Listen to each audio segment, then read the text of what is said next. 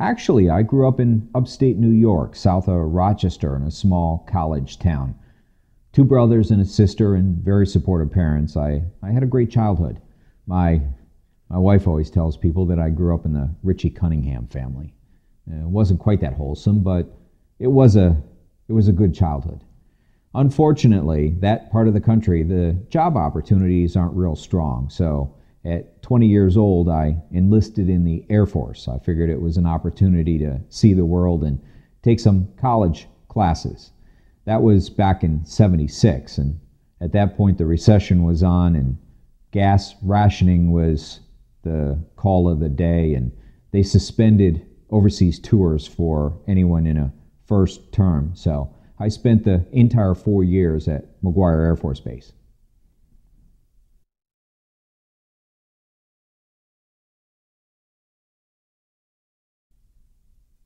I guess there are probably two things that I took from Air Force life. One being the sense of fair play, level playing field. When you go into the Air Force or any branch in the military, really, there's no longer white, black, yellow, brown. Everybody's, in our case, Air Force blue. Everybody goes in at the same level. Everybody has the same opportunity to achieve. And the second thing that I took was attention to detail and the quality of work that you do. When you go into basic training in the Air Force, it's more mental than physical. There's a lot of inspections almost on a daily basis, and the attention to details, things like they'd take the cap off your toothpaste tube, and if there was toothpaste in the bottom of the cap, you got to demerit. You had to iron and fold your underwear, and everything had to be stacked perfectly, and all the stacks had to be evenly spaced, and nobody could be, one stack couldn't be touching the other, and all your uniforms had to be grouped by shirts and pants and type of uniform, and they all had to be facing the same direction, and all the buttons had to be buttoned, and the extreme attention to detail.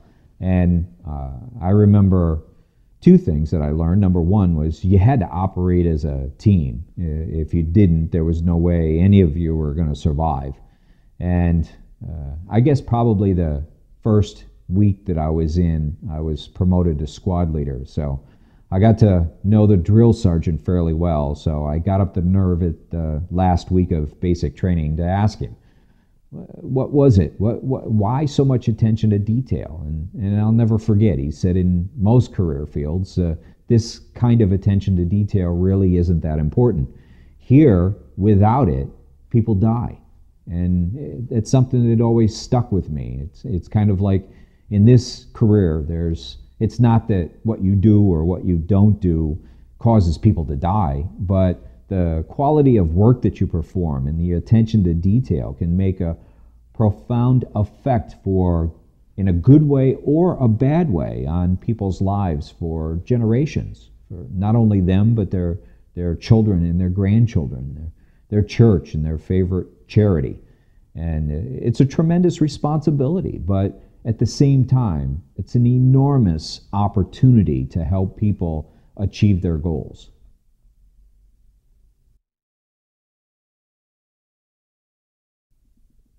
Well, when I got out of the Air Force, I worked retail for a few years. I worked for a small chain and basically ran the store soup to nuts, payroll, a lot of ordering. It was as close as I could get to being a business owner without physically putting the money up. And eventually I made the decision to buy a service franchise. It was a no-name service franchise, and took on a partner. And in a very short period of time, about 5 years, we went from nothing, and I mean nothing, and built it to a customer base of over 10,000 customers. We were one of the top 10 franchises in our system, and we built it on quality, superior service, and we were also the highest price. And I found that people were willing to pay for good quality service as long as they got it.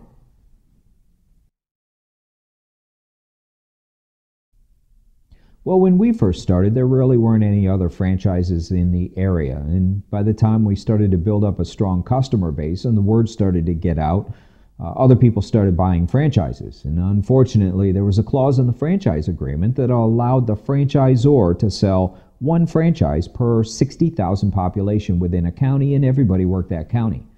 And their theory was that everybody could share things like yellow page advertising and television advertising. But what actually happened was it created a price war. As a new franchise came in, it was much easier for them to simply undercut everyone else's price by 10 or 15% and take their customers than it was to take the time and expense to create a new customer. As a result, every time a franchise came in, the prices continued to drop, and you had to do twice as many jobs this year as you did last year to make the same amount of profit. The more jobs you did, the quicker you did the jobs, and the poorer the quality was.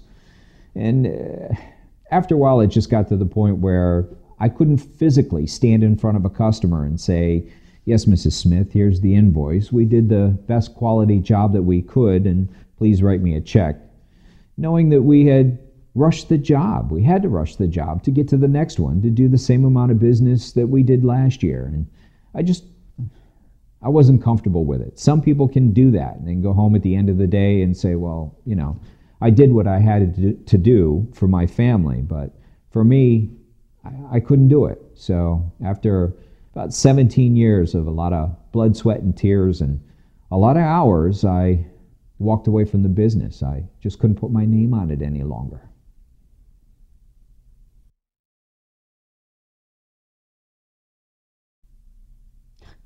Well, I guess I'm what you would call a financial geek. My wife is always teasing me that I always have a business book or magazine in my face, and she'll walk into the room and I'm eagerly watching C-SPAN 2, and there's a panel talking about cap and trade, and she'll look at the TV and shake her head and just walk out the door.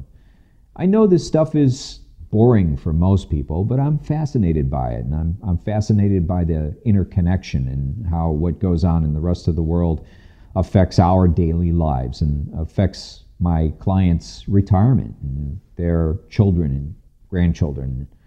So I figured, what better way to make a living than do something that I'm already fascinated with, and something that gives me the ability to make a profound effect on other people's lives in a positive way.